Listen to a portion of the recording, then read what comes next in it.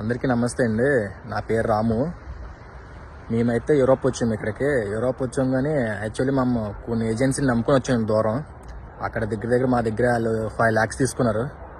5 లక్షలు అయితే మేము కట్టించి వచ్చామండి దూరం.